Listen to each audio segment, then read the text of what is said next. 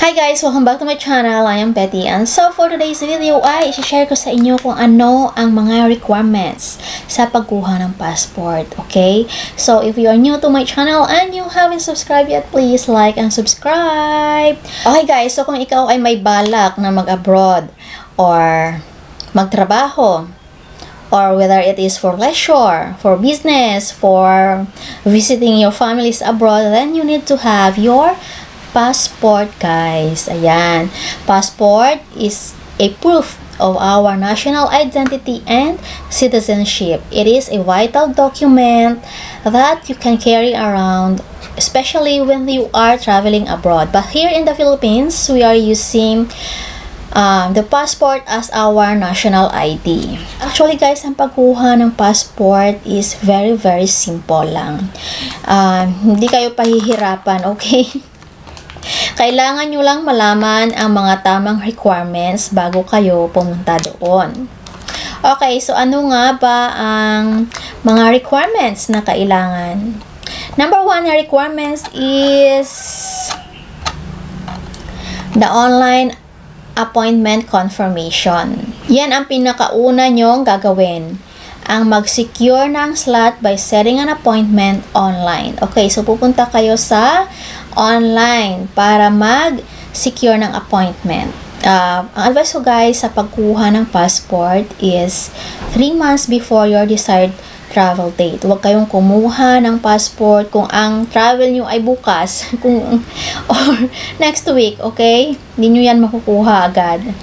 So, ayun. Magbigay ng enough time sa pagkuha ng passports kasi ngayon ay hindi na sila tumatanggap ng walk-ins, okay? So, ibig sabihin niyan, yung mga kumukuha ng passport ay madami. At baka hindi nyo makuha yung mga desired na schedule ninyo, okay? So, dapat ay 3 months before your travel date ay mag-appointment kayo. Ayan. Malinaw ba? Second na requirements is the duly accomplished application form. Kapag nag-set kayo ng appointment, you need to complete the application form. It is usually being done online. Doon din guys. You will receive an email confirming your appointment schedule when you are done paying for the application processing fee. Yung email na yun guys, contains yun ng link to your application form which you can download and print your form. Okay? So, number 3 na kailangan is yung birth certificate. The copy of your birth certificate must be original. Siyempre, original. Bawal ang fake. Ayan. PSA authenticated and printed on PSA security paper. Kung yung PSA birth certificate nyo guys is malabo or unreadable, then you need to get a copy from the local civil registrar. Ayan. You need to provide them the Form 102 or the Form 1A. Kung late registered, ayan, if registered within the past 10 years, submit an ID that predates the registration or current ID with NBI clearance. If registered over 10 years ago, ayan, over 10 years ago ka na nakapag-registered, no additional supporting requirements needed. Ayan, so next nating requirements is valid ID. So ano yung mga valid ID na tinatanggap ng DFA? You only need to bring one original and a photocopy. Okay, what are the accepted IDs? Okay, so please take note of this guys. Ito yung mga ID na ina-accept sa DFA. Okay, SSS ID, GSIS ID, UMID, Postal ID, Driver's License, Student Permit Card Format, PRC ID, OWA or I-DOLI Card, Voter Certificate with voting record, tri-seal and signed by an election officer, Senior Citizen ID, PNP Firearms License, School ID, enrolled or fresh graduate. Airman license issued August 2016 onwards. Voter's ID. And for the applicants overseas is the residence card. Ang NBI clearance, guys, is just a supporting document and is not a valid ID by itself. So, tandaan, ang NBI ay hindi siya ID. Supporting documents lang. Ayon, yung number 4 na requirements ay ang valid IDs. Number 5, syempre, kailangan yung personal appearance. Bakit nga ba kailangan ang personal appearance? Ayan. Whether nag-apply ka ng personal mo or travel agency, kailangan mo pa rin pumunta doon sa DFA. The applicants must be physically present on your appointment schedule. Para ito sa pagkuha ng biometrics data and yung pagkuha ng picture. Please take note, guys, that you have to wear a proper attire. Bawal yung mga sleeveless, ha? So, you will need to observe the proper dress code. Bawal yung colored contact lenses. And then, tanggalin din yung mga earrings, necklaces, and other facial piercings kapag kuha ng ating picture. Ayan. Mga possible additional requirements. So, yan yung 5 na requirements sa pagkuha ng passport. But, sometimes, the DFA need an additional requirements. Depende sa inyong status. Okay, kung ikaw ay isang married woman at gagamitin mo ang apelyido ng iyong asawa, kailangan mong magpakita ng marriage contract, original and a photocopy. Must be PSA authenticated and printed on PSA security paper. Kailangan mo ng NBI clearance only if the marriage took place within 6 months before the date of passport application. Ayan. Kung ikaw naman ay married na female, pero pinili mo na wag gamitin ang apelyido ng iyong asawa, then no need for the additional requirements. Ito, if the applicant is minor. Ayan, so, kung minor, mga bata, okay,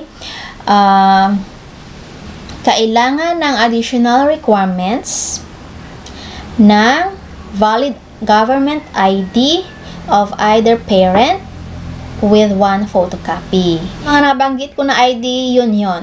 Okay? So, kailangan nyo ring mag-provide ng marriage certificate. This must be provided if only one parent is accompanying the minor. Ayan. So, kung isa lang, kailangan i-provide ang marriage certificate. If parents are unmarried naman, the mother must execute a special power of attorney if she is not accompanying her child. Ayan. Special power of attorney executed outside the Philippines must be authenticated by the Philippine Embassy or Consulate in that foreign country. Okay, example, no, kung ikaw ay isang OFW at gusto mong kuhaan ng passport ang iyong anak, kailangan pumunta doon sa Philippine Embassy at kumuha ng special power of attorney. Syempre, guys, yan ay may bayad. Okay. Next, na kailangan i-provide kapag minor ang applicant. Certified true copy of local civil registrar or birth certificate. Ayan.